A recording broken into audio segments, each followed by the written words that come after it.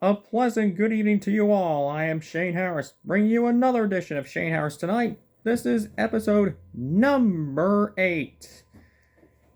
And I told you last week on the Detention Air episode that Super Noobs is not available on my cable system, which is ridiculous. So I pushed that show backwards.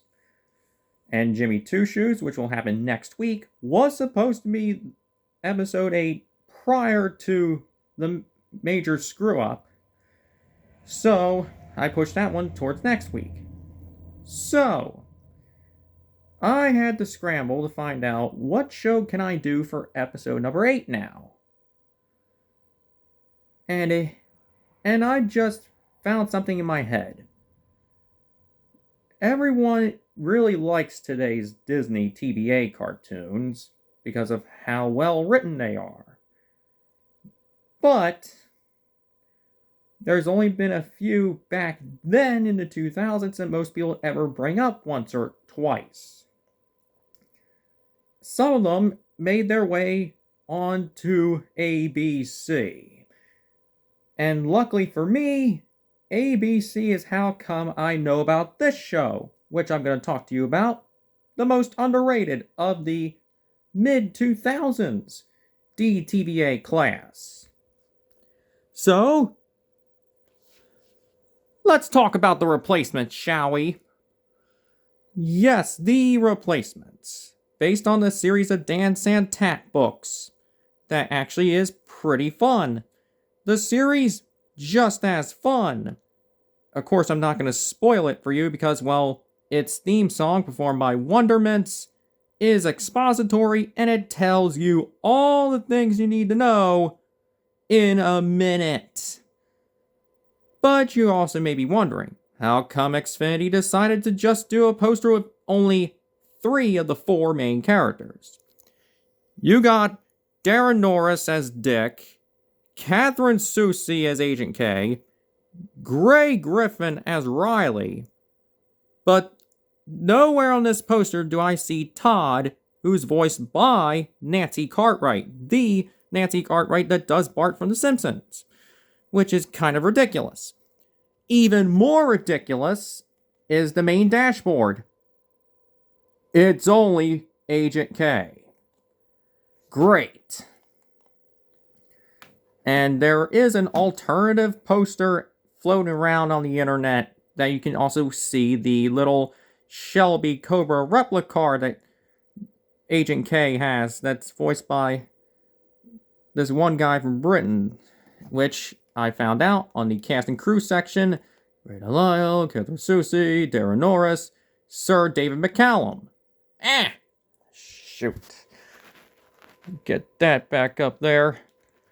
So, when we're on the topic of that, yeah, I completely lost it for a second. I'm in the search bar right now. But anyway, the series is pretty good.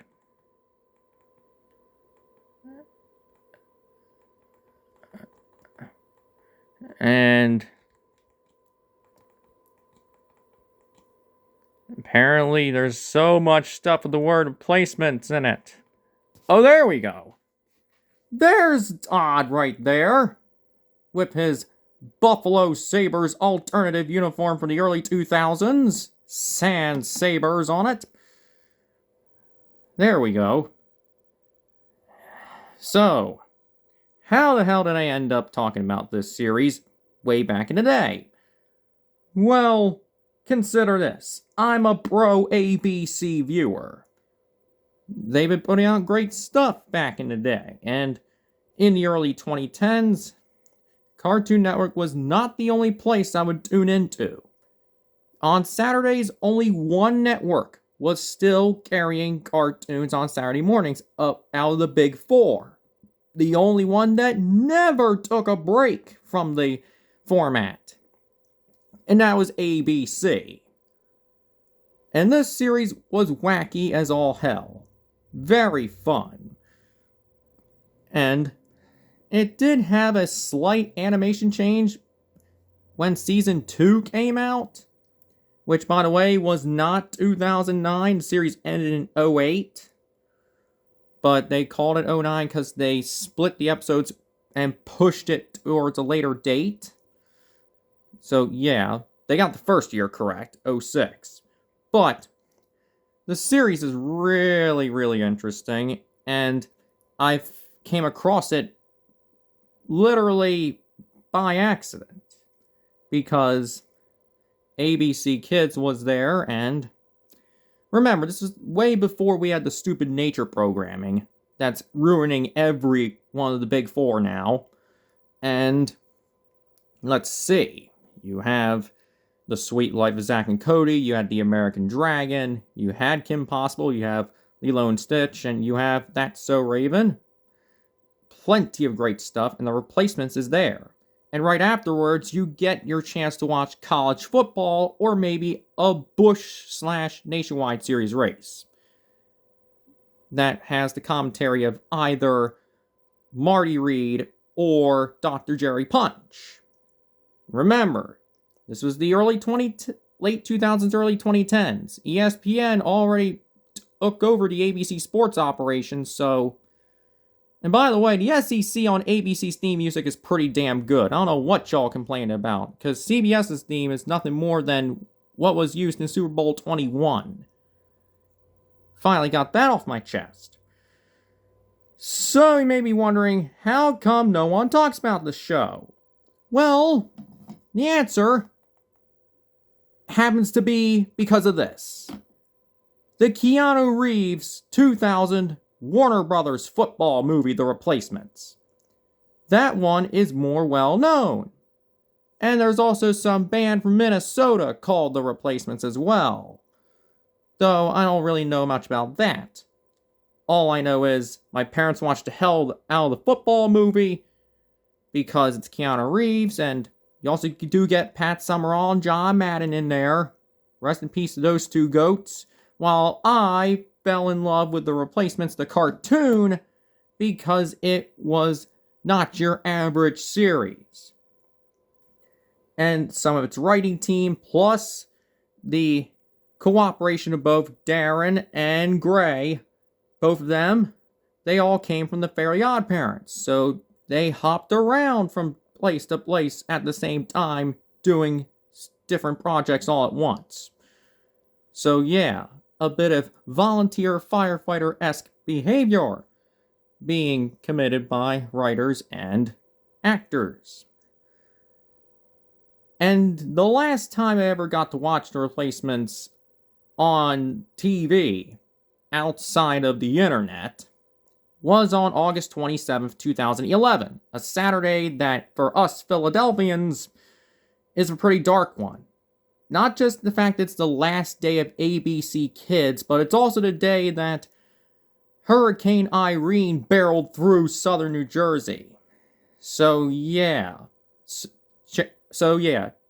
WPBI and other stations ran little bulletins during each program, and that also costed some viewers on the East Coast, ranging from like Norfolk all the way to Boston, the chance to watch the Phineas and Ferb Across the Second Dimension TV movie, which was finally given its network television premiere on ABC.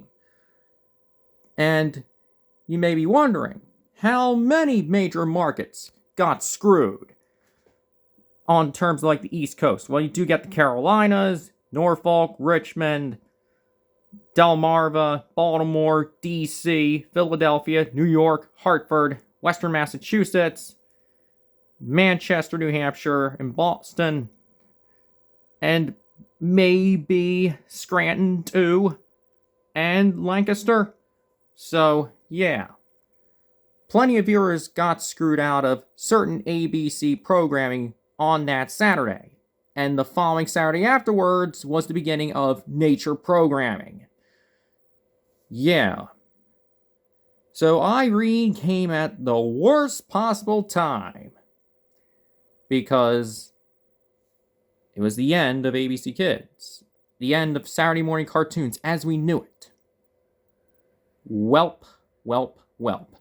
And Disney Plus, unfortunately, has done this show dirty by only offering the first season, and not the second. Anyway, it's a great show, and unfortunately, that's the only way you can actually watch the series officially. However,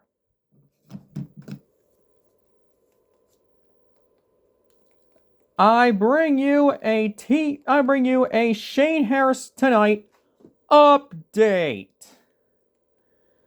from the first episode of my program. So you may all remember miniature Michael Dudikoff, right? AKA DNAs. Well, apparently, me in episode 1 and Benzie Johnson in his review alluded to the year 2017 as the conceptualization of this series.